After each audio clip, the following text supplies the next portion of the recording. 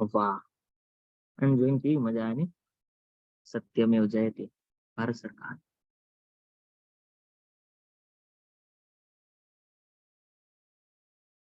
ચલો આપણે સ્ટાર્ટ કરી દઈએ. બરાબર, ઓકે. સો આજે આપણે બે એક્ટ ભણવાના છે. એક છે કે ગુજરાતનું જે physical handicap person employment in factory act 1982 અને બીજું એન્વાયરમેન્ટલ પ્રોટેક્શન વાળો એક્ટ છે, એને પણ આપણે ભેગે ભેગા લઈ લેવાનું છે. બરાબર, એટલે આજનો લેક્ચર લગભગ 2-1 કલાકની આસપાસ આપણે ખેંચીશું. 10-10:30 વાગ્યા સુધી લઈશું, જેથી કરીને આપણે આજે બે ટોપિક કવર થઈ જાય. સો આપણે આજે પહેલા ભણવાનું છે Gujarat physical handicap person employment in factory act number 1982. એ પહેલા થોડું એ ભણીએ એ પહેલા થોડાક આપણે શબ્દથી માહિતગાર થઈ જાય કે અમુક શબ્દ આપણે ક્યારેક ક્યારેક બહુ કન્ફ્યુઝ કરતા હોય છે. ઇવન મને પહેલા બહુ કન્ફ્યુઝ કરતા હતા, તો આપણે થોડાક એને જોઈ લઈએ. કે પહેલું છે એમ્પ્લોયર, બીજું છે એમ્પ્લોયડ, ત્રીજું છે એમ્પ્લોયી, ચોથું છે એમ્પ્લોયમેન્ટ, ઓકે, અને પાંચમું છે એમ્પ્લોય. બરાબર, આ એક મિનિટ જોજો. આ બધા અમુક શબ્દ છે ને, આ ક્યારેક ક્યારેક આપણે employ employ employ employ employ employ કરતા રહેતા હોય છે, પણ આપણે એનું પ્રોપર મિનિંગ જ્યાં સુધી નહીં ખબર હોય ને ત્યાં સુધી આપણે લિટરલી આ વસ્તુ શું થાય, ગુચરામણ ક્લિયર કરતી હોય. તો આજે થોડુંક આપણે એને સમજીને આગળ જઈએ. તો ભાઈ employer, okay, employer no meaning શું થાય કે જે વ્યક્તિ શું કરે છે, જે વ્યક્તિ નોકરીએ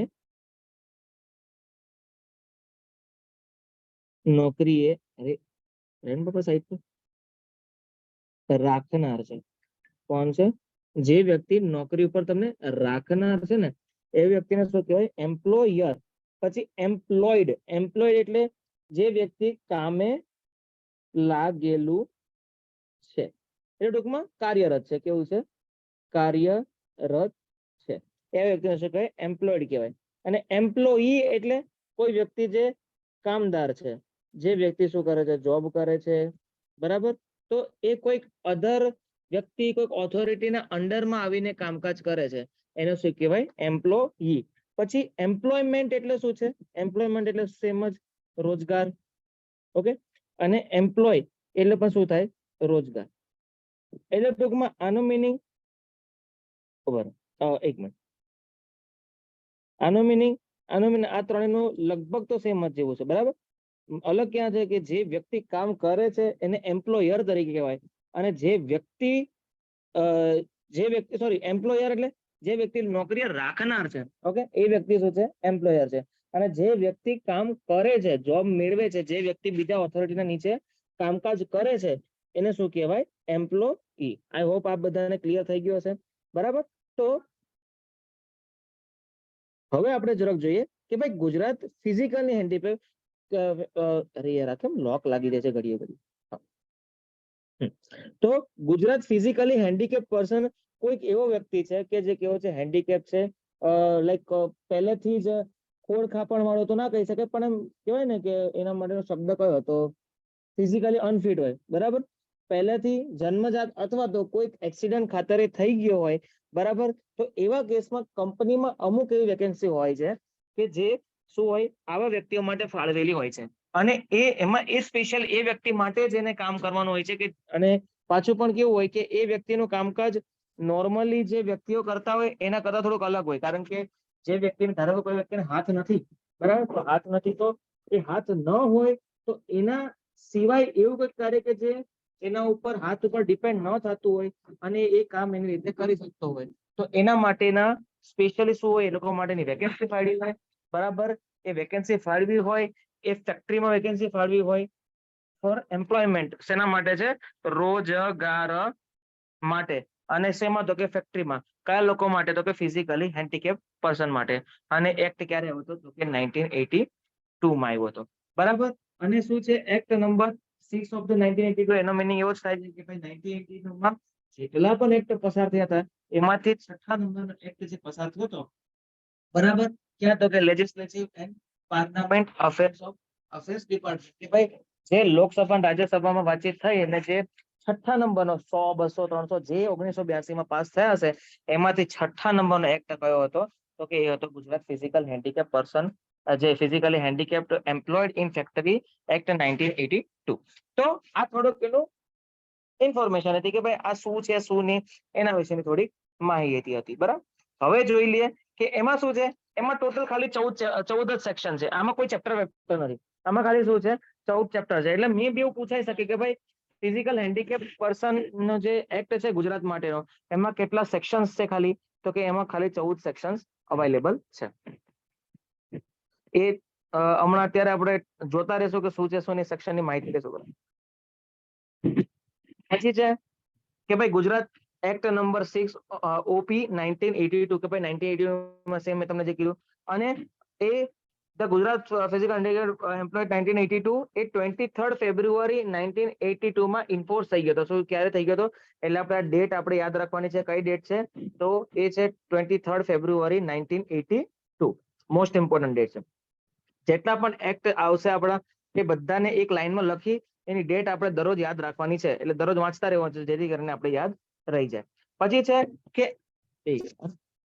an act to secure employment to physically handicapped person and to provide for the matter connected with therewith કે આ જે શું છે એક્ટ છે એ કેના માટે છે તો કે એમ્પ્લોયમેન્ટ કોના માટે કે તો કે રોજગારી માટે કોના માટે કયા વ્યક્તિ માટે જે ફિઝિકલી હેન્ડીકેપ છે બરાબર એ વ્યક્તિ માટે અને તેની સાથે સાથે એની સાથે કંઈક બીજું કંઈક કનેક્ટ હોય કે જે એના ઉપર લાગુ પાડતું હોય કે જેને લીધે એ વ્યક્તિ એઝ અ એમ્પ્લોયમેન્ટ તરીકે અંદર કંપનીમાં કામ કરી શકે બરાબર એક એમ્પ્લોય તરીકે કામ કરી શકે એમ્પ્લોયમેન્ટ મેળવી શકે તો એના માટેનું કોઈક બીજું કંઈક મેટર હશે બીજી કોઈક વાતચીત હશે તો એમાં આમાં કનેક્ટેડ આમાં દર્શાવવામાં આવી છે.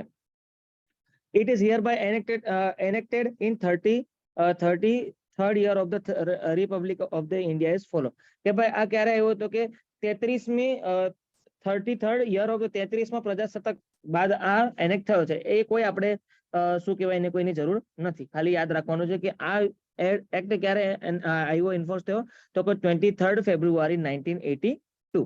એવું કીધું કે એક મિનિટ 33rd યર હા કે ભાઈ પ્રજાસત્તાકના 30મા વર્ષની અંદર એ શું થઈ ગયો હતો એનેક્ટ થઈ ગયો હતો. કોઈ ઇમ્પોર્ટન્ટ નથી. આપણે મેઇન આ ડેટ ઇમ્પોર્ટન્ટ યાદ રાખવાની છે કે આઈએમપી છે. બરાબર. પછી છે હંમેશા પહેલું ચેપ્ટર હોય એ શું હોય ડેફિનેશન્સ હોય. ઓકે એમ પહેલું સેક્શન આ સેક્શનની માહિતી અહીંયા આપેલી છે. બરાબર.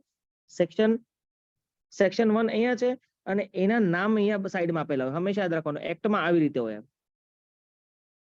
એક્ટમાં એક તો લાંબો છે ને બહુ એને લીધે આવું થાય છે. બરાબર. આવી રીતે પાર્ટ્સ પાડવા તો ભાઈ અહીંયા સેક્શન નંબર આપેલો અહીંયા શું આપેલો એની માહિતી આપેલો કે એના વિશે શું કહેવા માંગે છે નાના અક્ષરોમાં હોય. બરાબર. શું છે short title extend commencement and the application કે ભાઈ તમે જ્યારે જન્મો છો મેં તમને કાલે જ કીધું કે તમે જ્યારે જન્મ લો છો ત્યારે તમારું કંઈક નામકરણ કરવામાં આવે. ઓકે તો એ જ વસ્તુ હમણાં પહેલામાં કરવામાં આવી છે કે શું આપેલું છે કે this act may be called as a Gujarat physical same એ જ નામ છે કે ભાઈ ગુજરાત ફિઝિકલી હેન્ડીકેપ એનું 1982 નામ છે. Okay all over state of the Gujarat કારણ કે આ કોના દ્વારા પાસ કરવામાં આવે છે ગુજરાત ગવર્મેન્ટ દ્વારા માટે આ ક્યાં ખાલી લાગુ પડશે તો ગુજરાત સ્ટેટમાં લાગુ પડશે. It shall be dim to have the come in force on 7 October 1981 કે ભાઈ ઇન્ફોર્સ ક્યારે થયો હતો એમાં એવું છે કે જો આ બંને ડિફરન્ટ ડેટ છે. હવે એને આપણે જણાવીએ શું છે. It shall be deemed to have the enforce in 7th October 1981 કે ભાઈ enforce થયો તો 1981 માં બરાબર અને 23 ફેબ્રુઆરી 1982 એ કેવી રીતે મેળ પડ્યો કે ભાઈ એન્ફોર્સ લાગુ પડી ગયો તો 7 ઓક્ટોબર 1981 માં પણ આપણે ઉપર ડેટ જોઈ કે 23 ફેબ્રુઆરી 1982 એ કેવી રીતે થયું તો આપણે પાછળ એક શબ્દ જોયો તો એક્સ પોસ્ટ ફેક્ટો. બરાબર. આ શબ્દ આપણે પાછળ જોઈ ગયા હતા કે એક્સ પોસ્ટ ફેક્ટો કે આપણે કોઈ ધારો કે કોઈ એક્ટ અત્યારે હાલ લાવીએ છે પણ એનું કંઈક ના કંઈક એની ઇફેક્ટ ભૂતકાળમાં લાગુ પાડી ચૂક્યા હોય છે. બરાબર.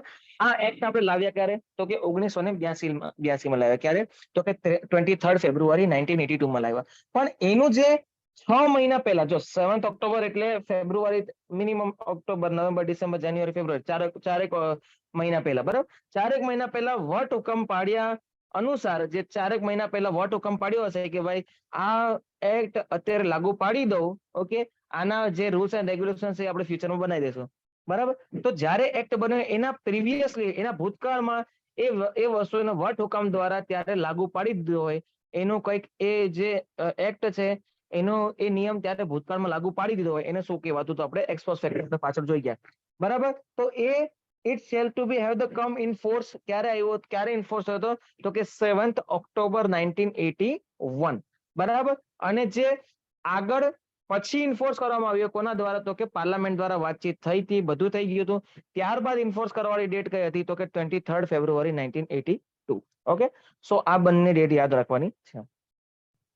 પછી છે ફોર્થ, કે it shall B apply in the first શું છે instance two every existing fact. આ કોના ઉપર લાગુ પાડવામાં આવશે, બરાબર. આ જે એક્ટ છે એ કોના પર લાગુ પાડવામાં આવશે એ જોઈશે, કે every existing factory where the 500 or more workers are working on or were working on any day of the 12 month immediately proceeding the commencement of this act. કે જ્યાં જે ફેક્ટરીમાં, બરાબર, કેટલા કે 500 અથવા તો 500 કરતા વધારે કામદારો કામ કરતા હોય ત્યાં એ જગ્યા પર આ એક્ટ લાગુ થઈ જશે. અથવા તો પછી બીજો શું કીધું છે કે આ એક્ટ બીજે ક્યાંય લાગુ પડશે, કે ભાઈ જે જગ્યાએ 500 કરતા ઓછા કામદાર હશે ત્યાં પણ આ એક્ટ લાગુ પડી જશે, બરાબર. પછી બી જોઈએ કે the state government may after giving the 2-month notification of the intention of so doing by notification official gazette apply the provisions of this act to another factory where such a lesser number of the worker are working as specified in such a notification.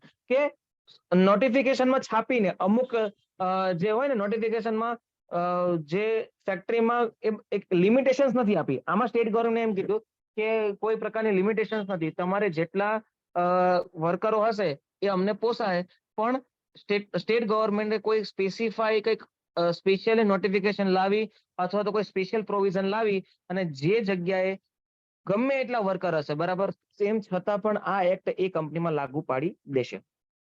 પછી છે એક ને એક વાત ફરીને કીધી છે એના જેવું છે, it shall apply to factory belonging to or manage by the government except the central government. કે આ એક્ટ બીજે ક્યાં લાગુ પડશે, કે ભાઈ એવી ફેક્ટરી છે કે જે કોના દ્વારા મેનેજ થાય છે, તો કે ગવર્મેન્ટ દ્વારા, જે સ્ટેટ ગવર્મેન્ટ હશે, કઈ હશે, state government, except the central government, કે સેન્ટ્રલ ગવર્મેન્ટ સિવાયની કોઈ સ્ટેટ ગવર્મેન્ટ કંપની શું કરશે, મેનેજ કરતી હશે.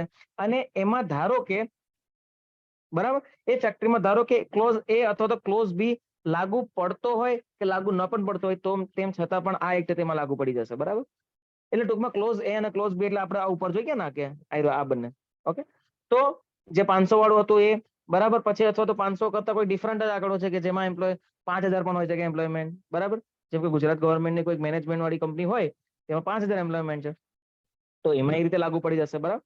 પછી ડી છે કે a factory to which this act apply under clause A or B shall continue to be governed by this act notwithstanding that the number of worker working there fell below the number of specified clause A or in the notification issue under clause B. એટલે ભાઈ factory ગમે તેવી હોય, બરાબર, ગમે તેવી હોય, તેમાં એ અથવા એ જે ક્લોઝ એ અને બી જે દર્શાવવામાં આવે છે 500 અને 500 કરતા વધારે અથવા 500 અને 500 કરતા ઓછા, એમાંથી આંકડો ગમે તેટલો વધઘટ થાય એ કોઈ ફરક ના પડે. ટૂંકમાં ગમે તે કંપની હોય, તમારી ઘરની પણ કંપની હોય ને, તો પણ આ એક્ટ લાગુ પડી જવો જોઈએ. સરકાર એમ જ વસ્તુ કહેશે કે હું કહું એ સાચું, બરાબર, તમે આ એક્ટ લાગુ નહીં પાડો તો પછી તમારી ખેર નથી, એના જેવું છે, બરાબર. પછી સેક્શન 2 શું કહે છે, તો કે ડેફિનેશન્સ કહે છે, જો અહીંયા લખેલું છે, બરાબર, ડેફિનેશન્સ. ઓકે, સેક્શન 2 શું કહે છે, ડેફિનેશન, કે ભાઈ અમુક ડિફાઇન કરેલા છે શબ્દો, આપણે જાણીએ છીએ કે અમુક ડિફાઇન ના કર્યું હોય, બરાબર, એટલે મીન્સ કે અંદર કઈક જગ્યાએ એક્ટમાં આવી જાય પણ એનો મિનિંગ આપણે કાઢવો હોય તો આગળ ડેફિનેશન્સ માંથી મળશે. તો જોઈએ શું છે. કે પેલું છે certified surgeon means certified surgeon appointed under the section 10 of the factory act 1948.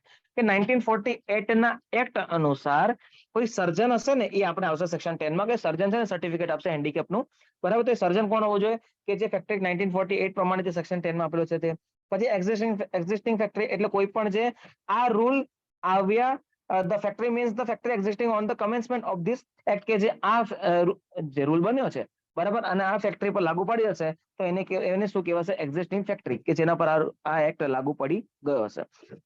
પછી છે ઇન્સ્પેક્ટર મીન્સ કે જે સેક્શન 8 પ્રમાણે કોઈ ઓથોરિટી દ્વારા એને શું કરવામાં આવે? ફેક્ટરી એક્ટ 1948 દ્વારા એના જે એક્ટના પ્રોવિઝન્સ દ્વારા એને જે કહેવાય ને આપણે કોઈ પણ ગવર્મેન્ટ બોડી છે બરાબર, તો સેક્શન જે ફેક્ટરી એક્ટ 1948 ના સેક્શન 8 પ્રમાણે એ લોકોને શું આપે છે? પાવર આપે છે ગવર્મેન્ટને કે કોઈક ઇન્સ્પેક્ટર નિયુક્ત કરી શકે. કોના માટે? તો કે આ એક્ટના ઇન્સ્પેક્શન માટે, એના દેખરેખ રાખવા માટે. ઓકે.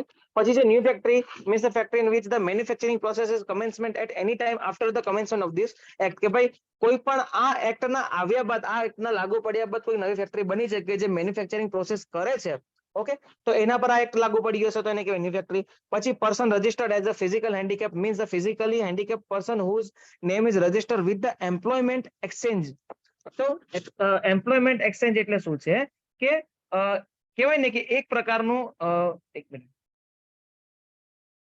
એક રોજગાર, એમ્પ્લોયમેન્ટ એક્સચેન્જ એટલે એક પ્રકારનું શું છે કે રોજગાર કચેરી છે બરાબર, કે ત્યાં એ વ્યક્તિનું એમ્પ્લોયમેન્ટ એક્સચેન્જમાં શું થશે? નોંધણી થશે કે આ વ્યક્તિ ફિઝિકલી અનફિટ છે, તેમ છતાં પણ ક્યાંક ને ક્યાંક કોઈ કંપનીમાં એની જે વેકેન્સી પડશે તો તે વેકેન્સીમાં એ વ્યક્તિ ત્યાં જઈ શકે છે. પછી જે physically handicap person means the person who on account of any deficiency, injury, disease or congenital deformity is substantially handicapped in obtain or keeping employment or in undertaking work on his own account of a kind which but for the deficiency, injury, disease or deformity would be suited to his age, experience and qualification. એટલે આનું આપણે શોર્ટમાં કહીએ તો કોઈ વ્યક્તિ physical handicap ક્યારે કહેવાશે કે ભાઈ એ ઓલરેડી કોઈક એનો પાર્ટ નહીં હોય, જન્મજાત નહીં હોય, અથવા તો કોઈક એને ઇન્જરી થઈ હોય, અથવા તો જે શું કહેવાય કોન્જેનિટલ ડિફોર્મિટી. કોન્જેનિટલ ડિફોર્મિટી એટલે કોઈ વ્યક્તિને જન્મજાત શું હોય છે?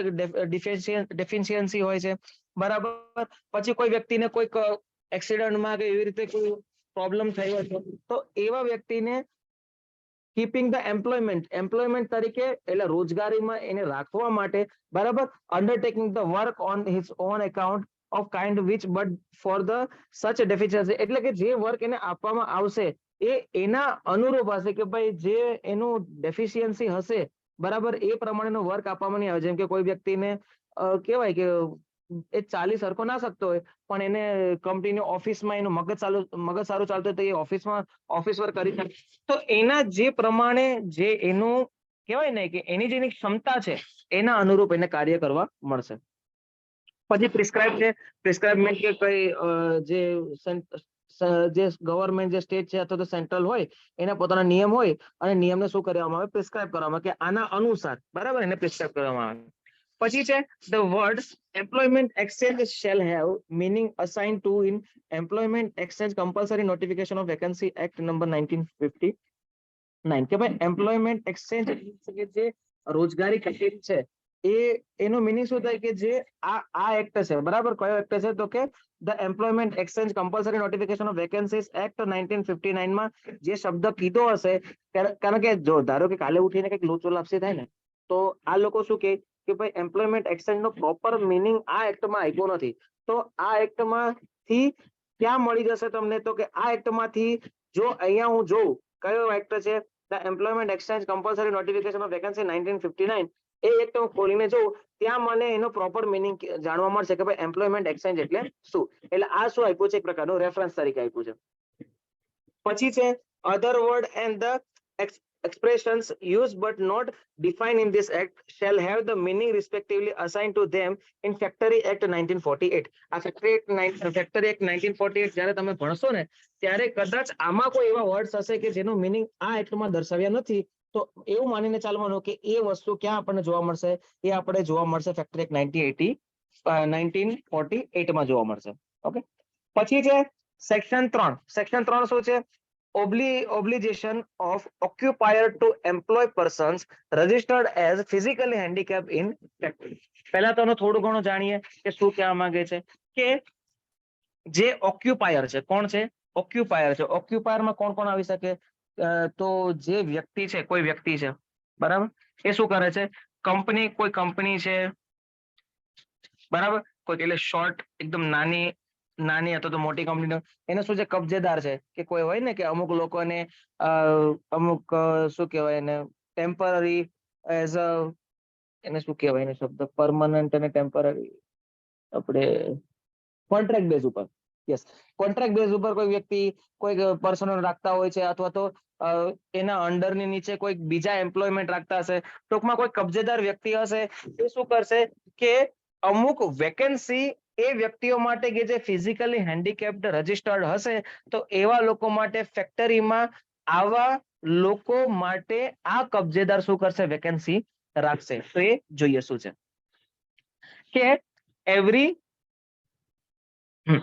કે every occupier of an existing factory to which this act is applied, કે જે ગમે કોઈ પણ કબજેદાર હશે, કે જે કોઈ પણ કબજેદાર હશે કે જે આ વ્યક્તિ શું કરતો હશે? એ ફેક્ટરી ક્યાં તો જે સંસ્થા હશે, બરાબર, કે જ્યાં લોકો કામકાજ કરતા હશે, તો ત્યાં જે કબજે કરનાર વ્યક્તિ છે, કે જેના એ વ્યક્તિ એના ઉપર બેઠો છે, એઝ અ માલિક તરીકે પણ કહી શકીએ, અથવા તો કોઈ માલિકના ઇન્ચાર્જમાં પણ હોઈ શકે, બરાબર. તો એ વ્યક્તિ of existing factory to which this act is applied shall be allocate such a number of vacancy for employment of the person registered as a physically handicapped as it is not less than the 1/2% or such a higher percentage not exceeding the one as may be prescribed of the number of workers so working. કે જ્યારે આ act જ્યારે rule apply થઈ જશે, બરાબર, તો ત્યાં કંપનીમાં કેટલા એ સેક્ટરોની વેકેન્સી કેટલી હોવી જોઈએ? તો કે ના તો 0.5% 0.5% ઓછું ના હોવું જોઈએ, બરાબર, કે ત્યાં એવા વ્યક્તિઓની જે સિલેક્શન છે, કે એ વ્યક્તિઓ જે સિલેક્ટ થશે કયા, તો કે ફિઝિકલી હેન્ડીકેપ તરીકે, તો એવા વ્યક્તિઓની સંખ્યા ત્યાં કેટલાથી ઓછી ના હોવી જોઈએ? તો કે 0.5% ઓછી ના હોવી જોઈએ, અથવા તો, બરાબર, કે અથવા તો ફિક્સ કરેલા જેટલા અંદર એમ્પ્લોય હશે, બરાબર, અંદર આટલા સિલેક્ટિવ એમ્પ્લોય ફિક્સ કરેલા હશે. ઓકે, તો આટલા અમુક ફિક્સ કરેલા એમ્પ્લોય માંથી અમુક એમાં ગણતરી કરીને એમાં અમુક આટલા એમ્પ્લોય રાખવા પડશે, એવો એક આંકડો બહાર પાડશે, બરાબર. જેમ કે માની લો કે ભાઈ અંદર 500 એમ્પ્લોય છે, બરાબર, તો 500 એમ્પ્લોય પ્રમાણે જે એના 0.5%, 500 ના 0.5% એટલે કેટલા થતા હશે? એટલા એમ્પ્લોય માણસોને અંદર એઝ અ ફિઝિકલ હેન્ડીકેપ તરીકે રિક્રુટ કરવા પડશે.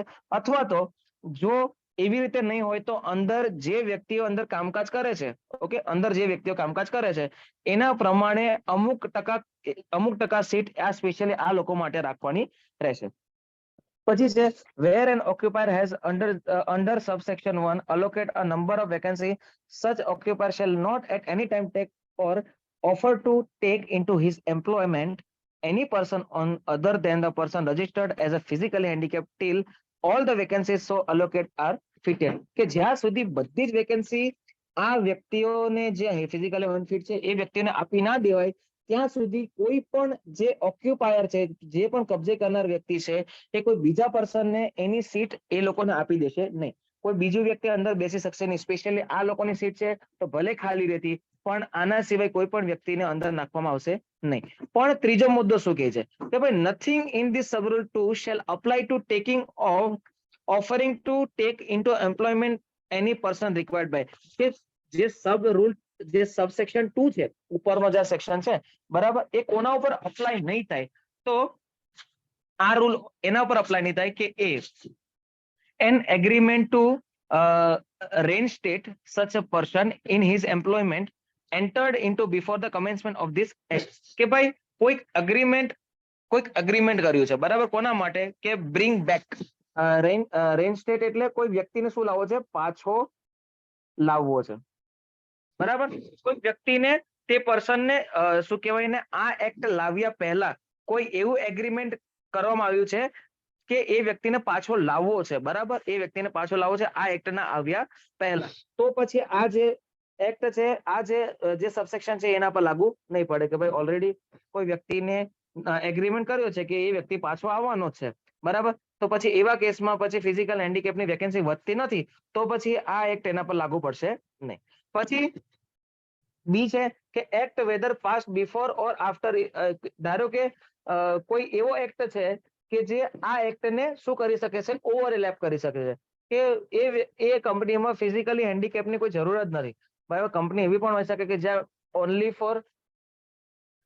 ફોર જે એવી કંપની પણ હોય છે કે જ્યાં ખાલી ફિઝિકલી વર્ક જ કરવાનું હોતું હોય છે, કે જ્યાં ફિઝિકલ હેન્ડીકેપ પર્સન ત્યાં કામ કરી શકે નહીં, તો એવી જગ્યા પર ધારો કે કોઈ બીજો એક્ટ લાગુ પડ્યો હશે તો ત્યાં આ એક્ટ લાગુ પડશે નહીં. ટૂંકમાં આની કોઈ વેકેન્સી પછી ત્યાં બહાર પાડવામાં આવશે નહીં. પછી છે કે any judgment, decree or order of the court, કે કોઈક હુકમ અથવા તો કોઈ આદેશ આવ્યો હશે, કોઈ હુકમ અથવા તો કોઈ આદેશ આવ્યો હશે કોર્ટ દ્વારા કે જ્યાં આ જગ્યાએ એની જરૂર નથી, તો એ જગ્યા પર લાગુ પડશે નહીં. પછી ફોર્થ છે કે every occupier of a new factory to which this act apply shall give the employment to such a number of the person registered as a physical handicap as is not less than 1/2% of the worker to be employed. It's same ઉપર not less than the 1/2% of the worker. Same ઉપર આપણે જોયું કે ભાઈ 0.5% કરતા આપણે ઓછું એ ત્યાં રાખવાનું હોતું નથી.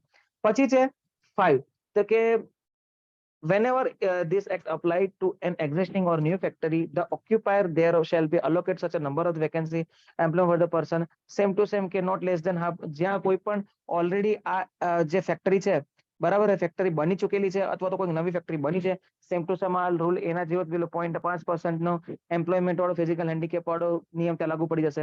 પછી છઠ્ઠું છે કે in determining the number of vacancy, કે જ્યારે નંબર ઓફ વેકેન્સી ગણાતી હશે, બરાબર, કે આટલા એમ્પ્લોય છે અને એના આધારે આટલી વેકેન્સી બહાર પાડવાની છે, તો એ નંબર ઓફ ધ વેકેન્સી ગણાતી હશે એવા ટાઈમ પર જ્યારે of the person registered as a physically handicapped under the subsection 1, the subsection 1 and or the subsection 5, જે subsection 1 અને subsection 5 પ્રમાણે જે વ્યક્તિ as a physical handicap તરીકે રજીસ્ટર્ડ થશે, ત્યારે a person registered as a physically handicapped to be employed under subsection 4, a fraction equal to or exceeding half shall be counted as 1 and the fraction less than half shall be ignored.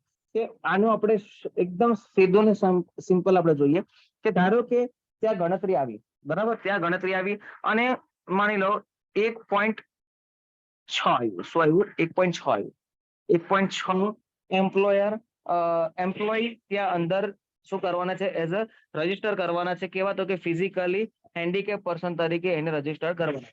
તો fraction જે છે આ અપૂર્ણ, બરાબર, 0.5 કરતા જો વધી જશે ને તો એને 1 માની લેવામાં આવશે. એટલે 1.6 ને 2 એમ્પ્લોય તરીકે માની લેવામાં આવશે કે ત્યાં કેટલા પર્સનની રિક્રુટમેન્ટ થશે? તો કે 2% રિક્રુટમેન્ટ થશે. કેમ? કારણ કે આપણો આંકડો જે છે એ 0.5% ના અર્થે આપણે કેટલો આવ્યો, જેટલા એમ્પ્લોય છે એના અર્થે આપણે જે આંકડો આવ્યો છે 1.6 આવ્યો છે, માની લો આપણે એવું આવ્યો છે, બરાબર. તો 1.6 આવ્યો એટલે એનો અપૂર્ણાંક છે, એટલે 0.6 એ કેટલો આવ્યો? ઉપર આવ્યું, બરાબર. એટલે એ 0.5 કરતા ઉપર છે અને 0.6 આવ્યું, એનો મતલબ કે એને 1 ગણી લેવાનો છે. એટલે આપણે ટોટલ એમ્પ્લોય કેટલા થયા? 2 એમ્પ્લોય થયા. અને ધારો કે આંકડો 0.3 આવે છે, એટલે ટૂંકમાં 1.3 વેકેન્સી એવું બતાવે છે, તો આ 3 ને ખારિજ કરી દેવામાં આવશે અને કેટલી વેકેન્સી ગણવામાં આવશે? 1 વેકેન્સી. એટલે ટૂંકમાં 0.5 કરતા વધી ગયું તો એને 1 ગણી લેવામાં આવશે અને 0.5 કરતા અંદર રહેશે તો એને શું કરી દેવામાં આવશે? એને ઇગ્નોર કરી દેવામાં આવશે. પછી છે ફોર્થ કે સેક્શન 4. ઓકે, આટલા સુધી હતું સેક્શન 3. હવે છે સેક્શન 4. કે સેક્શન 4 શું કહેવામાં આવે છે? Condition for employment of physically handicap person, કે જે person as a physically handicap તરીકે સિલેક્ટ થાય છે તો એના માટે કઈ કન્ડિશન્સ લાગુ પડશે, બરાબર. તો no physically handicap person shall be employ under the section 3, કે સેક્શન 3 પ્રમાણે એ વ્યક્તિ એ ફિઝિકલી હેન્ડીકેપ ગણાશે નહીં ક્યાં સુધી કે ભાઈ એ જ્યાં સુધી નીચેના નિયમ એના પર લાગુ પડશે નહીં ત્યાં સુધી. હવે નીચેના કયા નિયમ છે કે જે લાગુ પડશે ને એ વ્યક્તિ એઝ અ ફિઝિકલી હેન્ડીકેપ તરીકે ગણાશે? તો કે ભાઈ હી ઇઝ પહેલા તો એડલ્ટ હોવો જોઈએ, 18 વર્ષ થઈ ગયા હોવો જોઈએ, બરાબર. His name is registered at any employment exchange in the state, કે એનું નામ ક્યાં રજિસ્ટર્ડ હોવું જોઈએ? તો કે any employment exchange in the state, કે જ્યાં રોજગાર કચેરી હશે, બરાબર. ક્યાં? તો કે રોજગાર કચેરીમાં એનું નામ શું થવું જોઈએ? રજિસ્ટર્ડ થવું જોઈએ. પછી સી છે, a certificate of fitness granted under the section 5 is in the custody of manager of the factory, કે ફેક્ટરી જે ફેક્ટરીનો મેનેજર હશે, બરાબર, કે જે ફેક્ટરી મેનેજરના કસ્ટડીમાં સેક્શન 5 પ્રમાણે એને શું આપવામાં આવ્યું હશે? સર્ટિફિકેટ ઓફ ફિટનેસ આપવામાં આવ્યું હશે. કારણ કે એ સર્ટિફિકેટ ઓફ ફિટનેસ પ્રોસેસ એવી હશે કે પેલા ફિઝિકલી હેન્ડીકેપ વાળી જે જગ્યાએ એનું જે ફોર્મ ને સર્ટિફિકેટ મળતું હશે, તો એમાં મેનેજર એગ્રી થશે ત્યારે એને શું આપવામાં આવશે? તો કે ત્યારે એને પછી સર્ટિફિકેટ ઓફ ફિટનેસ આપવામાં આવશે. તો એ કોના દ્વારા? તો કે મેનેજર ઓફ ધ ફેક્ટરી દ્વારા એને શું કરવામાં આવશે? એ કસ્ટડી આપવામાં આવશે, બરાબર. એના નિયુક્ત દ્વારા એના કહ્યા પ્રમાણે એને શું કરવામાં આવશે? એ પ્રકારનું સર્ટિફિકેટ આપવામાં આવશે. તો એ પણ એની પાસે હોવું જોઈએ. ત્યારે છેક જઈને એ વ્યક્તિ શું ગણાશે? તો કે એ વ્યક્તિ પછી ત્યારે ફિઝિકલી હેન્ડીકેપ પર્સન ગણાશે. ટૂંકમાં આ બધી કન્ડિશન્સ યાદ રાખવાની રહી આપણે, બરાબર. કદાચ એક્ઝામમાં પૂછાઈ શકે કે નીચેનામાંથી કયું સાચું છે, એ બી સી કરીને આપી દે કે એની ઉંમર 16 વર્ષ હોવી જોઈએ, 15 વર્ષ હોવી જોઈએ, બરાબર. એવી રીતે આપી શકે છે. એટલે ટૂંકમાં એ વસ્તુને ધ્યાન રાખવું. પછી છે કે સર્ટિફિકેટ ઓફ ફિટનેસ. હવે આપણે ઉપર જોઈએ કે ભાઈ એ કઈ રીતે ગણાશે, બરાબર. તો કે આ કન્ડિશન હતી, આ કન્ડિશન હતી. હવે કન્ડિશનને ફૂલફિલ કરવા માટે નીચેનું સેક્શન આવે છે કે ભાઈ સેક્શન 5 શું છે? Certificate of fitness. કયું સર્ટિફિકેટ ઓફ ફિટનેસ આપવામાં આવશે કે જેથી કરીને એ વ્યક્તિ શું ગણાશે? ફિઝિકલી જે હેન્ડીકેપ ગણાશે. તો કે ભાઈ સર્ટિફિકેટ સર્જન સેલ કોણ આપશે? પહેલા તો સર્જન આપશે, okay. Surgeon cell on the application of the person registered as, કે જ્યારે એ વ્યક્તિ જેને એમ્પ્લોયમેન્ટનું સિમ્બોલ લેવું છે, એમ્પ્લોયમેન્ટનું જે આપણે એમ્પ્લોય એઝ અ એમ્પ્લોય તરીકે કામ કરવું છે, એનું સર્ટિફિકેટ લેવું છે, ત્યારે એ વ્યક્તિ એપ્લિકેશન આપશે physically handicap accompanied by a document signed by the manager of the factory that such a person will be employed, કે જ્યારે જે કંપનીમાં કામ કરતો મેનેજર છે, ક્યાં છે? એમ્પ્લોયડ છે, બરાબર. અંદર કંપનીનો માણસ છે જે ઓલરેડી અંદર શું કરે છે? કામ કરે છે, અંદર શું છે? કાર્યરત છે. કે એક minute, therein is the certified to be fit in for the work in factory or on the application of the manager of the factory in which the person registered as a physically handicapped wishes to work, examine such a person and ascertain his fitness for the work in factory. કે જ્યારે manager શું કરે કે manager એના ઉપર agri થાય, બરાબર, કે જે મેનેજર ગમે તે મેનેજરને ઉઠાઈ નહીં લઈ દેવાનું. જે કંપનીમાં તમારે કામ કરવા જવું છે, ત્યાંનું સર્ટિફિકેટ લેવા માટે જવું છે, એ વ્યક્તિ ત્યાંનો અંદરનો કર્મચારી કે જે અંદર કામ કરે છે એવો મેનેજર એ શું થાય? અગ્રીમેન્ટ આપે કે ઓકે આ વ્યક્તિ કામ કરી શકે છે, કે જે કામ ફિટ છે, જે કામ એના માટે છે એ કામ કરી શકે. અથવા તો મેનેજર સામેથી જ ફેક્ટરીનો મેનેજર છે, બરાબર, કે આ વ્યક્તિ ભલે શારીરિક તરીકે વિકલાંગ નથી, પણ હું છે ને એક પ્રકારે સામેથી એપ્લિકેશન આપું છું કે આને એ વર્ક કરવા માટેનું સર્ટિફિકેટ સામેથી આપી દો, કારણ કે એ ફિટ છે આ જે ફેક્ટરી છે એમાં કામ કરવા માટે, ઓકે. તો એની સાથે આ certified surgeon after the examination, બરાબર. આ જે ડોક્યુમેન્ટ હશે કે જે કોના દ્વારા આપવામાં આવે છે? મેનેજર દ્વારા આપવામાં આવે છે. તો ફોર્મ, બરાબર, જે એ વ્યક્તિ દ્વારા ભરવામાં આવશે, અને સાથે સાથે ડોક્યુમેન્ટ કોના દ્વારા આપવામાં આવે છે? મેનેજર દ્વારા, કે એ બાહેધરી આપશે કે ઓકે આ વ્યક્તિ કામ કરી શકે છે. તો એ બંને શું લાવવા પડશે? એ સર્જનને બતાવવા પડશે. પછી સર્જન શું કરશે? After examination May granted the persons registered as a physically handicap certificate of fitness to work in the prescribe form, કે એ શું કરી દેશે? કે એ જે સર્જન હશે એ આ વ્યક્તિને સર્ટિફિકેટ ઓફ ફિટનેસ આપી દેશે. Provide that the certified surgeon shall not grant a certificate under this unless he has personal knowledge of the place where the person registered as a registered, કે ત્યાં સુધી એ વ્યક્તિ જે સર્જન છે, જે વ્યક્તિને સર્ટિફિકેટ ઓફ ફિટનેસ આપવાનું છે સર્જન દ્વારા, સર્જન ત્યાં સુધી એને સર્ટિફિકેટ નહીં આપે જ્યાં સુધી સર્જન ત્યાં જગ્યાએ માહિતગાર ના હોય, એ જગ્યાથી ફેમિલિયર ના હોય. હવે ટાટાની કંપની છે, ટાટા નેનો ટાટા જે કાર બનાવતી સાણંદમાં કંપની છે, ઓકે. હવે સાણંદમાં જે સર્જન બરાબર, સાણંદનો સર્જન હોય તો એને ખબર હોય કે ટાટામાં શું બને છે.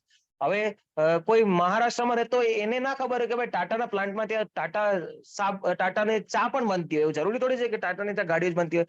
તો એવો સર્જનને હોવો જોઈએ કે જ્યાં એ વ્યક્તિને ખબર હોય કે જે કંપનીમાંથી એમ્પ્લોયમેન્ટ જે ફિઝિકલી હેન્ડીકેપ તરીકે લેવા આવે છે એ વ્યક્તિ, તો એ કંપનીમાં એકચ્યુઅલમાં શું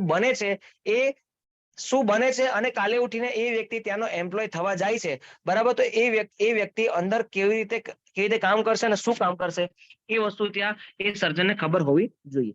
પછી any fee payable for the certificate under this section shall be paid by the occupier and shall not be recovered from the person registered as a physically handicapped. કે મોસ્ટ ઇમ્પોર્ટન્ટ યાદ રાખવાનું છે કે જે ફી પેએબલ હશે, જે fee payment કરવામાં આવશે, બરાબર, એ ફી પેમેન્ટ કોના દ્વારા કરવામાં આવશે, તો કે ઓક્યુપાય દ્વારા, કે જે કબજે કરનાર, કે જેના અંડરમાં આ વ્યક્તિ કામ કરશે, બરાબર. કોણ, તો કે ફિઝિકલ હેન્ડીકેપ પર્સન જેના અંડરમાં કામ કરશે એ વ્યક્તિ આના માટે જે ફી હશે એ આપવાની રહેશે. એના દ્વારા પેલા જે ફિઝિકલી હેન્ડીકેપ વ્યક્તિ તરીકે જે રજીસ્ટર થશે એના દ્વારા કોઈ ફી પેમેન્ટ કરવામાં આવશે નહીં. પછી છે છઠ્ઠું, every ઓક્યુપાયર two whom section 3 applies shall maintain a record in such a form as may be prescribed of particular showing the number of the person employed him, the number of person registered as a physically handicapped employed by him and the name of the such a person and definitely એની જે માહિતી હશે, નામ, number, ઠેકાણું અને ક્યારે registered થયો, કઈ જગ્યાએથી રજીસ્ટર્ડ થયો, એ બધું એ જે ઓક્યુપાયર હશે એ વ્યક્તિએ શું કરવું પડશે, ડેટા સાચવી રાખવો પડશે, જેથી કાલે ઉઠીને કદાચ કોઈ પેલું ચેક કરવા માટે આવે, કોઈક ઓથોરિટી ત્યાં ચેક કરવા આવે તો એ વસ્તુ ત્યાં બતાવી શકે. પછી છે સાતમો, કે સાતમો શું છે, સોરી, આ છઠ્ઠું હતું કે રેકોર્ડ્સ, બરાબર. આ છઠ્ઠું સેક્શન આ હતું. ઓકે, સાતમું સેક્શન કયું છે, તો કે powers and duties of the inspector. કે કાલે ઉઠીને તમે જે ઇન્સ્પેક્ટર બનો છો, બરાબર, કદાચ કાલે ઉઠીને તમને પણ આ જોબ મળે કે ક્લાસ 2 ઓફિસર તરીકે જઈને કંપનીમાં જોયા કે ભાઈ કેટલા વ્યક્તિ ત્યાં કામ કરે છે, એટલા માટે આપણે ભણતા હોઈએ છીએ, બરાબર. તો કાલે ઉઠીને તમને પાવર એન્ડ ડ્યુટી, તમને એટલો પાવર આપે કે ત્યાં જઈને તમે ચેક કરી શકો, અને તમારી ડ્યુટી છે, કારણ કે તમે શું છો, એક ઇન્સ્પેક્ટર છો. ઓકે, તો કયું ઇન્સ્પેક્ટરની કેટલી ડ્યુટી અને કયો પાવર છે આપણે જોઈએ. શું છે, subjected to any rules made by the state government, જે સ્ટેટ ગવર્મેન્ટે જે રૂલ બનાવ્યા છે એના દ્વારા, સબ્જેક્ટેડ ટુ એટલે એના દ્વારા, in his behalf an inspector may within the local limits for which he appointed. કે સેન્ટ્રલ ગવર્મેન્ટના બિહાફમાં, સેન્ટ્રલ ગવર્મેન્ટ નું જે કામ છે એ કામ કરવા માટે સરકાર શું કરશે, એક ઇન્સ્પેક્ટરને નિયુક્ત કરશે અને એને અપોઇન્ટ કરશે, બરાબર. એ શું કામકાજ કરશે, તો કે પહેલું જોઈએ, enter at all reasonable times.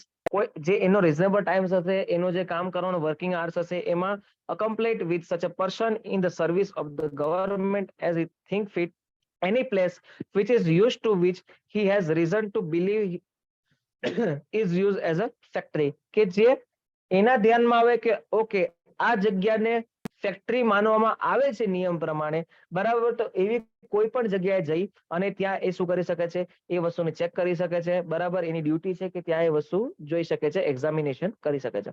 પછી B, make such examination for record and take on the spot or otherwise evidence of any person as he may deem necessary for carrying out the purpose of this act. કે આ એક્ટના અર્થમાં ધારો કે એને examination કરી કોઈ જગ્યાએ અથવા તો કોઈ પણ એવી જગ્યાએ કે જ્યાં એને એ ત્યાં ઊભો છે અને એઝ અ એવિડન્સ તરીકે એ પર્સનની માહિતી લેવી હોય તો પણ એ વસ્તુ રેકોર્ડમાં લાવી શકે છે. પછી સી છે, exercise such a power as may be prescribed for carrying out the person of this act. કે શું કરે છે કે exercise the order power as may be prescribed for the carrying out the purpose of કે આ એક્ટના અનુસંધાનમાં ધારો કોઈ બીજા પાવર પણ હશે તો પણ એ એક્સરસાઇઝ કરી શકાશે, બરાબર. એટલે મીન્સ કે એના પર લાગુ પાડી શકાશે, એના પાસે પાવર છે કે આ વસ્તુ એ કરી શકે છે એના લિમિટમાં રહીને. પછી provide that no one shall be required under this section to answer any question or to give any evidence tending to incriminate himself. કે provide that એવું કીધું છે, કોઈક જે આ વસ્તુ છે કે ધારો કે કોઈક વ્યક્તિ છે, shall be required, shall not be, no one shall be required, કે કોઈ વ્યક્તિને પોતાની રીતે સામેથી શું કહેવાય કોઈ પણ વ્યક્તિ પોતે દોષી છે, બરાબર. હું એમ કહી દઉં કે ભાઈ ના ના હું જ દોષી છું, મેં જ આવું કોઈ કાંડ કર્યો છે, બરાબર. એટલે આ એક્ટ ના અંતર્ગત કોઈ કાંડ કર્યો છે, તો સામે રહીને ધારો કે કોઈ વ્યક્તિને પોતાને નથી આપવું, પોતાનું નથી કેવું કે ભાઈ હું કહેવાય ને કે ધારો કે ઇન્સ્પેક્શન આવતું હોય, બરાબર, તો બધા આંગળી ચીંધે તો બરાબર કે એ માણસે કર્યું, પછી સામે રહીને ન કહેવાય, સામે રહીને એમ ના કહે કે મારી માં ડાકણ છે, એવી રીતે ન કહેવા જવાય, બરાબર. એ મુહાવરો છે ને કે કોઈની માને ડાકણ ના કહે. ઓકે, તો સામે રહીને એમ કહેવા ના જોઈએ કે હા સાહેબ હું જ હતો, મારા લીધે જ આવું બધું થયું, બરાબર. તો કોઈ વ્યક્તિને ચૂપ રહેવાની એની પાસે પેલું છે, પરમિશન છે. એ પરમિશન ક્યાંથી મળે છે? એ આ પ્રોવિઝન્સ માંથી મળે છે કે કોઈ વ્યક્તિને ચૂપ રહેવું હોય, એવિડન્સ ન આપવા હોય, તો પણ એ આ પ્રોવિઝન અનુસાર કરી શકે છે. પછી છે સેક્શન 8.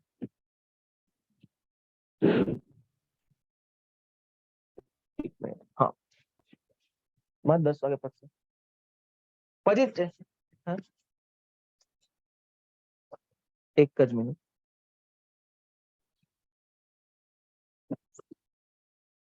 ઓકે,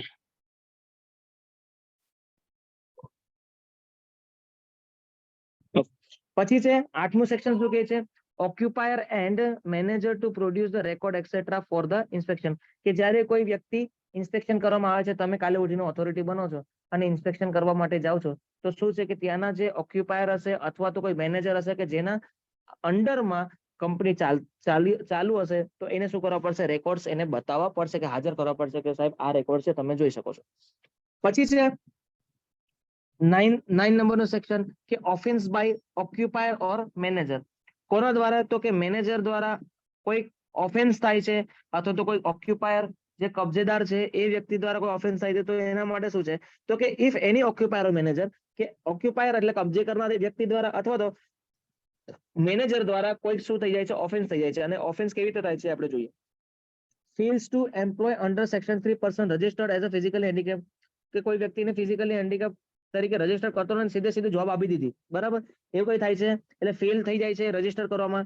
પછી શું છે? Contravention provision of the section 4. Section 4 નું જે છે એ કોન્ટ્રાવેક્ટ કરે છે, તોડે છે, એને નુકસાન પહોંચાડે છે, બરાબર, એ એક્ટને. પછી છે fail to maintain the record required under section 6. તો આ સેક્શન 6 પ્રમાણે આપણે જોઈ ગયા ઉપર, એ પ્રમાણે શું કરે છે? જે રેકોર્ડ રાખવાના હતા એનામાં ફેલ થઈ જાય છે, બરાબર. પછી willfully obstacles and inspector in exercise of his power or discharge of his duty under this act, or fail to produce for inspection on demand by an inspector any record maintained in pursuance of the provision of this act or the rule made thereunder, or to supply to him on demand rule copy of any such a record. He shall be punishable with the imprisonment which may be extended 6 months, or with the fine which may be extended 1,000 rupees, or with both. કેવા એમ જ માંગ્યું છે કે ધારો કે જાણકારી રીતે, વિલફુલ એટલે જાણકારી, એને ખબર છે કે ભાઈ ખોટું થઈ રહ્યું છે ઓક્યુપાયર દ્વારા તો મેનેજર દ્વારા, અને જાણી જોઈને જે ઇન્સ્પેક્શન કરવા વાળા આવનાર વ્યક્તિ છે, જે ઇન્સ્પેક્ટર છે, ગવર્મેન્ટનો માણસ છે, એને હાથે રહીને હરી કરે છે, અને હાથે કરીને એને રેકોર્ડ નથી આપતા, ડોક્યુમેન્ટ નથી બતાવતા, અને કોઈ ઊંધું ચત્તું કાંડ કરે છે, તો એવા વ્યક્તિને 6 મહિના સુધીની જેલ થઈ જઈ શકે, અને સાથે અને અથવા તો 1,000 રૂપિયાનો ફાઇન પણ ભરી શકે, અથવા તો જો ઓથોરિટીને ઘાટ લાગે તો બંને પણ એ વસ્તુ કરાવી શકે છે. ફાઇન પણ ભરાઈ શકે છે, અને સાથે એને શું કરી શકે છે? 6 મહિનાની જેલ પણ આપી શકે છે. ક્યાં તો એક, ક્યાં તો બીજું, ક્યાં તો બંને પણ કરી શકે છે. પછી છે સેક્શન 10. સેક્શન 10 શું કહે છે? પેનલ્ટી.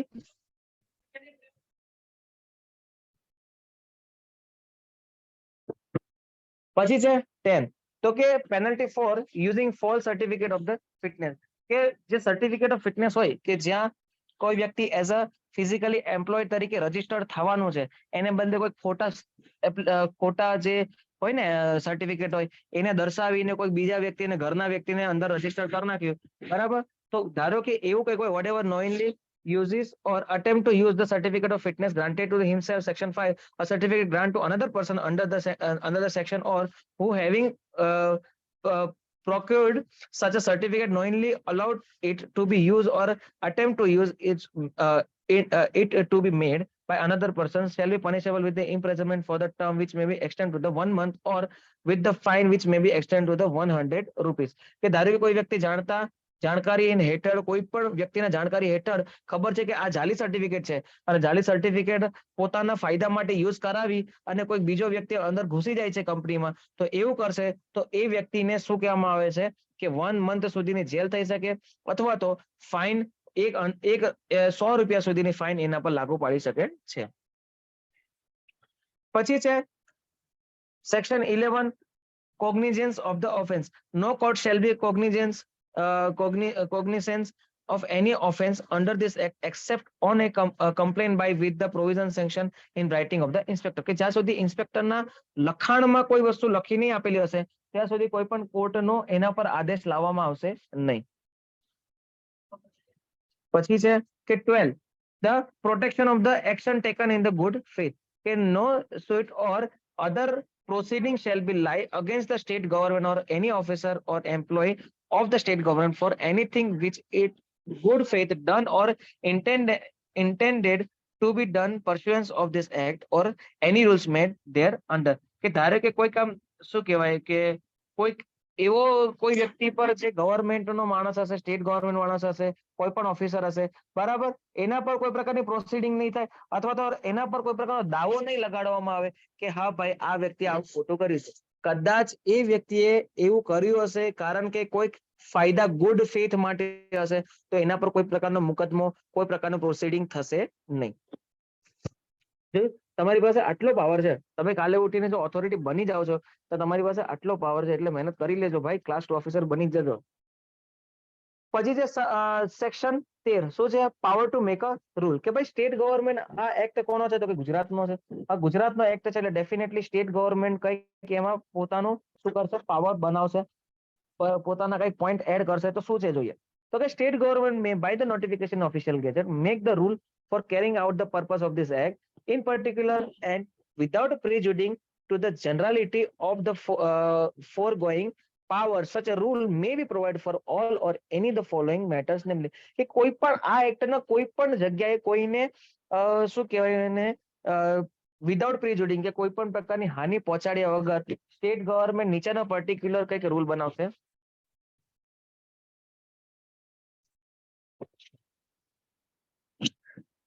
So, કયા કયા નિયમ બનાવી શકે કે a form in with the certificate or fitness work to be granted, કે કયા ફોર્મમાં એ ગ્રાન્ટ કરવામાં આવશે about the section 5 પ્રમાણે કે જે સર્જન દ્વારા આપવામાં આવશે, બરાબર. એ ફોર્મ કયા મેનરમાં હશે. પછી the rule subjected to which the inspector may exercise his power. જે ઇન્સ્પેક્ટર હશે, તમે જે કાલે ઉઠીને ક્લાસ 2 ઓફિસર બનો છો, બરાબર, તો તમારો પાવર કેવી રીતે તમે એક્સરસાઇઝ કરવાનો છો, કયા કેટલો પાવર તમને આપવામાં આવશે એ બધું દર્શાવવામાં આવ્યું હશે. પછી જે બી રહી ગયો ને, કે બી શું કહે છે તો કે form in which the occupier shall maintain a record. કે ભાઈ જે ઓક્યુપાયર છે, જે કબજે કરનાર વ્યક્તિ છે, કે જેના અંતરમાં એ વ્યક્તિ કામ કરનારો છે, કોણ તો કે ફિઝિકલ હેન્ડીકેપ, તો એને કયા ફોર્મેટમાં એને રેકોર્ડ મેન્ટેન કરવાના છે. એવું નહીં કે ધડાધડ નામ નંબર ઠેકાણું લખી દીધું, એવું નહીં થાય. સ્ટેટ ગવર્મેન્ટ દ્વારા કોઈક એક ફિક્સ કોઈક મેનર હશે, કોઈક ફિક્સ ફોર્મ હશે કે જેના દ્વારા જે ફોર્મેટમાં એ વ્યક્તિનું નામ નંબર ઠેકાણું લખવામાં આવશે. પછી છે કે એની અધર કોઈ પ્રિસ્ક્રાઇબ કર્યું હશે તો એ પણ દર્શાવવામાં આવશે, બરાબર. પછી છે ત્રીજું, the power to make rule conferred by this section shall be subjected to the condition of the rules being made after the provision of the publication. કે કહેવામાં જ માંગ્યું છે કે જે પણ તમારો જે પાવર અથવા તો રૂલ બનાવવામાં આવે છે, બરાબર, જે રૂલ બનાવવામાં આવે છે, જે રૂલ બનાવવા માટેનો જે પાવર છે, બરાબર, જે આ સેક્શન પ્રમાણે સ્ટેટ ગવર્મેન્ટ મળે છે કે કોઈ પણ સ્ટેટ ગવર્મેન્ટ કોઈ પણ રૂલ બનાવી શકે એવો એને પાવર મળે છે. ઓકે, તો જે પણ પ્રીવિયસલી જે પબ્લિકેશન કર્યા બાદ જ આ એક્ટ જે કોઈ પણ નવું કંઈક એડ કરવાનું હશે સ્ટેટ ગવર્મેન્ટ, ધારો કે આને અંદર આગળ કંઈક એડિશન કરવાનું હશે, બરાબર, તો એ એડિશન પબ્લિકમાં પહેલા કહ્યા બાદ જ એ એક્ટ લાગુ પાડવામાં આવશે જેથી કરીને પબ્લિકને ખબર પડે. પછી જે ફોર્થ કોઈ ઇમ્પોર્ટન્ટ નથી. ઓકે, આ જે બધું છે ને એ કોઈ ઇમ્પોર્ટન્ટ એટલું બધું નથી, આ ખાલી વાંચવા ખાતર આપણે વાંચવાનું છે. પછી all rules made under this section shall be laid for not less than 30 days before the state legislature as soon as possible. કે જ્યારે આ જ્યારે સ્ટેટ ગવર્મેન્ટ બરાબર, આ જે ઉપરનો જે સેક્શન છે, આ જે સેક્શન ચાલે છે, એ પાવર હેઠળ કોઈક રૂલ બનાવે છે. બરાબર, તો એ રૂલ બનાવ્યા પછી વિધાનસભામાં અથવા તો રાજ્યસભામાં અથવા તો સ્ટેટ લેજિસ્લેટિવમાં 30 દિવસની અંદર અંદર શું કરવામાં આવશે, ત્યાં મૂકવામાં આવશે. એના પર વાતચીત ચાલશે. બરાબર, ત્યાં કંઈક મોડિફિકેશન થશે અથવા તો એને ખારીજ કરવો હોય તો એ ખારીજ કરી શકે છે. બરાબર, ટૂંકમાં સ્ટેટ લેજિસ્લેટિવમાં 30 દિવસની અંદર અંદર મૂકવામાં આવશે. સ્ટેટ ગવર્મેન્ટના રૂલ બનાવ્યા બાદ પછી એના પર કંઈક વાતચીત થશે. બરાબર, અને ત્યારબાદ શું કરવું પડશે, કદાચ એમાં મોડિફિકેશન લાવી અને લાગુ પાડશે અથવા તો એને ટોટલી શું કરી દેવામાં આવશે, ખારીજ પણ કરી દેવામાં આવશે. ટૂંકમાં એને સ્ટેટ લેજિસ્લેટિવમાં મૂકવામાં આવશે જો સ્ટેટ ગવર્મેન્ટ દ્વારા પહેલા બનાવશે ત્યારે. એવું નહીં કે ચલો તમે કાલે ઉઠીને સ્ટેટ ગવર્મેન્ટ બની ગયા તો તમે તમારી મરજી પ્રમાણે ગમે તે નિયમ લાગુ પાડી દો, એવું નહીં થાય. બરાબર, પબ્લિકના હિત માટે તમે એક રૂલ બનાવો છો તો તમારે પહેલા એને સ્ટેટ લેજિસ્લેટિવમાં મૂકવાનો રહેશે. પછી છે any rescission or modification so made by state legislative shall be publish official ગેઝેટમાં છાપવામાં આવશે. કંઈ પણ અંદર જે મોડિફિકેશન કરવાનું હશે કોના દ્વારા, તો કે સ્ટેટ લેજિસ્લેટિવ દ્વારા. બરાબર, પછી છે 14મું રિપીલ એન્ડ ધ સેવિંગ, કે the Gujarat physical handicap person employ in factory ordinance 1981 is hereby repealed. કે રિપીલ્ડ છે, રિપીલ્ડ નો મિનિંગ શું છે, કે રદ કરવાનો. શું છે રિપીલ્ડ નો મિનિંગ? શું થાય? રિપીલ્ડ નો મિનિંગ થાય રદ કરવું. બરાબર, તો જે 1981 નો જે એક્ટ હતો, બરાબર, આ એક્ટ કયો છે? 1982 છે. બરાબર, તો 1981 નો જે એક્ટ હતો એ જે ગુજરાત હેન્ડીકેપ પર્સન જે એમ્પ્લોય એ વટ હુકમ દ્વારા, જે ઓર્ડિનન્સ એટલે શું છે? વટ હુકમ. બરાબર, વટ હુકમ દ્વારા એને શું કરી નાખવામાં આવે છે? ખારીજ કરી દેવામાં આવે છે, કેન્સલ કરી નાખવામાં આવે છે. એને બદલે નવો આ એક્ટ શું લાવવામાં આવે છે? લાગુ પાડી દેવામાં આવે છે. એટલે 1981 નો ગમે તે શબ્દ હોય ને એ 1982 માં લાગુ પડશે નહીં. બરાબર, પછી છે બી, તો કે not standing any not the repeal of the said ordinance anything done by the action taken under the ordinance shall be dim to have the done or taken under the corresponding provision of the act. કે ભાઈ previously act, કે જે previously act હતા એ કાઢવા માટે જે વટ હુકમ આપવાનું હશે એ પ્રીવિયસલી એક્ટ પ્રમાણે કરવામાં આવશે. એટલે ટૂંકમાં આ પણ આ સેક્શન તો કોઈ યાદ રાખવા જેવો છે નહીં, ખાલી જોવાનો હતો કે ભાઈ વટ હુકમ દ્વારા 1981 નો જે એક્ટ હતો એ ખારીજ કરી દેવામાં આવ્યો છે. તો આ આપણો અહીંયા ધ એન્ડ થાય છે. બરાબર, કયો છે? તો કે આ એક્ટ હતો ધ ફિઝિકલી હેન્ડીકેપ્ડ. કોના માટે? તો કે ગુજરાત માટેનો જે ફિઝિકલી હેન્ડીકેપ્ડ હતો ફોર કોના માટે? તો કે એમ્પ્લોયમેન્ટ ઇન ફેક્ટરી એક્ટ 1982. આમાં બધાને ખબર પડશે? ડન. આ એક્ટ